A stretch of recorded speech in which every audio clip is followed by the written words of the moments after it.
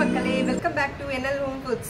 நம்ம வந்து நேத்திக்கு ஒரு வீடியோ ஷேர் பண்ணியிருந்தோம். அதே மாதிரி இன்னைக்கும் ஒரு வீடியோ வந்து எடுத்திருக்கோம்.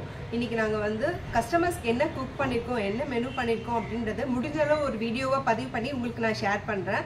ஸோ நான் நேற்று சொன்ன மாதிரி எவ்வளோ வீடியோ மேக்ஸிமம் என்னால் போட முடியுமோ அந்த வீடியோஸை நாங்கள் போடுறோம். ஷேர் பண்ணுறவங்களுக்கு கண்டிப்பாக நீங்கள் பாருங்கள். ஒலை கொதிச்சிச்சு, அரிசியும் போட்டு வெந்துருக்க ஸ்டேஜில் இருக்குது. அது வேகிற டைமில் வந்து நம்ம அடுத்தது வந்து கொஞ்சம் காய்ங்கெல்லாம் வேக வைக்கிறதுக்கு உருளைக்கிழங்கு ஒரு பக்கம் வேக வச்சுருக்கோம். இது வந்து கடையில் வேலை செய்கிற பசங்களுக்கு தனியாக பார்சல் பண்ணுவோம். அதுக்காக அடுத்து வந்து கோஸ் பொரியல் பண்ண போகிறோம். கோஸ் பொரியலுக்கு தேவையான மசாலாலாம் போட்டு அது ஒரு பக்கம் வதக்கின்னு இருக்கும்.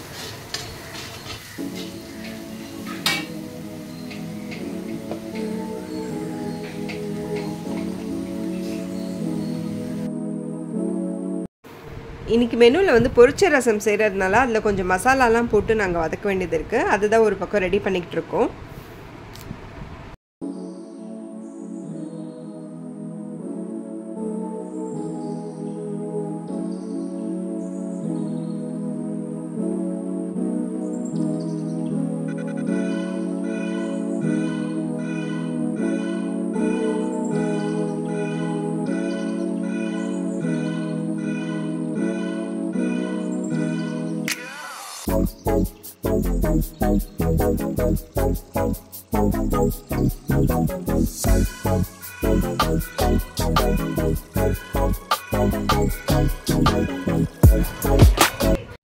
ஸோ ரசத்துக்கு எல்லாமே வதக்கி முடிச்சாச்சு. இன்னொரு அடுப்பில் வந்து குழம்புக்கு வந்து தேவையானதெல்லாம் தாளிச்சிட்டு மசாலா போட்டுட்டு தண்ணி ஊற்றி எல்லா மசாலாவும் சேர்த்து அதில் கொதிக்க விட போகிறோம்.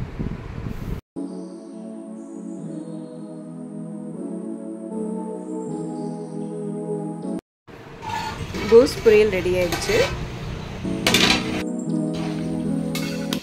குழம்பு ஒரு பக்கம் கொதிக்க ஆரம்பிச்சிருச்சு. ஆல்மோஸ்ட் எங்களோட சமையல் வந்து முடிக்கிற ஸ்டேஜு. ரசமும் வந்து கொதிக்க போகுது. இது வந்து காலிஃப்ளவர், இதுவும் வந்து ரெடி ஆயிடுச்சு.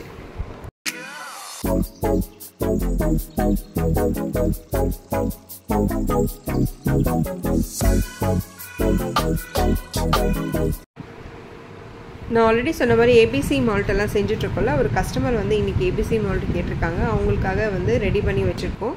ஸோ இதை வந்து பேக் பண்ணியாச்சு. 250 கிராம் கேட்டிருக்காங்க. அதையும் நாங்கள் வந்து இன்றைக்கி சென்ட் பண்ண போகிறோம். சிஷாமா, இன்றைக்கி என்ன சமையல் சொல்லுங்கள், மெனு சொல்லுங்கள். கோஸ் பொரியல்,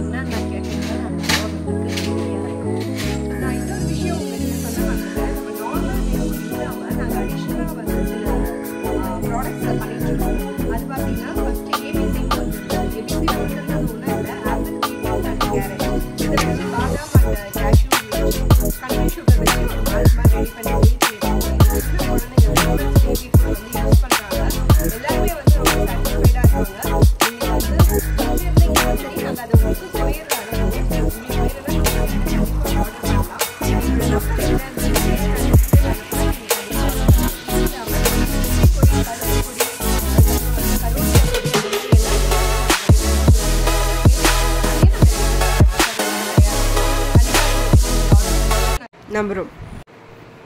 இதே மாதிரி நம்ம இன்னொரு சேனலில் சந்திக்கலாம். எங்கள் சேனலை பார்த்ததுக்கு மிக்க நன்றி. தேங்க்யூ.